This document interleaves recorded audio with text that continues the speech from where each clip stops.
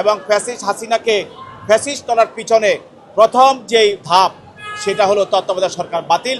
সেটাই করেছে এই বিতর্কিত প্রধান বিচারপতি এবিএম খায়রুল হক। আমি বাংলাদেশের ইতিহাসের একজন সবচেয়ে বিতর্কিত একজন প্রধান বিচারপতি জনাব এবিএম খায়রুল হক, তাকে তদন্তকারী কর্মকর্তা আদাবর এবং যাত্রাবাড়ি দুইটি মামলায় তাকে আজকে তদন্তকারী কর্মকর্তারা গ্রেপ্তার দেখানোর জন্য উপস্থাপন করেন।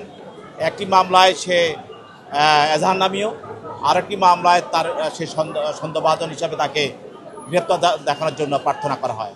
আপনারা জানেন যে এবিএম খায়রুল হক বাংলাদেশের সে যখন প্রধান বিচারপতি হয়, প্রধান বিচারপতি হওয়ার পরে সে সারা বাংলাদেশের বিচার ব্যবস্থাটাকে রাজনৈতিককরণ সে করে দিয়েছে এবং ফ্যাসিস্ট হাসিনার নির্দেশে সে বিচার ব্যবস্থাকে প্রধান শেখ হাসিনার সে তার কথা মতো সে পরিচালিত করেছে। আপনারা এও জানেন যে বাংলাদেশে যে একটি নির্বাচনী ব্যবস্থা ছিল তত্ত্বাবধায়ক সরকার, সেই তত্ত্বাবধায়ক সরকারকে বাতিল করার যে রায়টা দিয়েছিল সেই এবিএম খায়রুল হক, সেটাও শেখ হাসিনার নির্দেশে এবং ফ্যাসিস্ট হাসিনাকে ফ্যাসিস্ট করার পিছনে প্রথম যেই ধাপ সেটা হলো তত্ত্বাবধায়ক সরকার বাতিল। সেটাই করেছে এই বিতর্কিত প্রধান বিচারপতি এবিএম খায়রুল হক।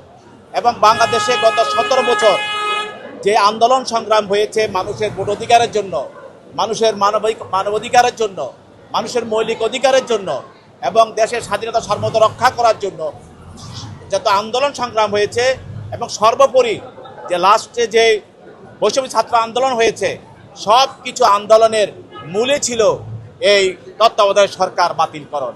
এবং এই বাতিলের পরবর্তীতে এই বাতিলের কারণেই ফ্যাসিস্ট হাসিনা এই দেশে একনায়কতন্ত্র, স্বৈরাচার এবং ফ্যাসিবাদ কায়েম করতে পেরেছিল। তার জন্য আমরা দাবি করছি এই 17 বছর যে হত্যা, যে গুম খুন এবং বৈষম্য ছাত্র আন্দোলনের সময় যারা নিহত হয়েছে, যারা আহত হয়েছে, তাদেরকে হত্যা করা হয়েছে, এর মূলের যে বিষয়টা ছিল তত্ত্বাবধায়ক সরকার বাতিল করা।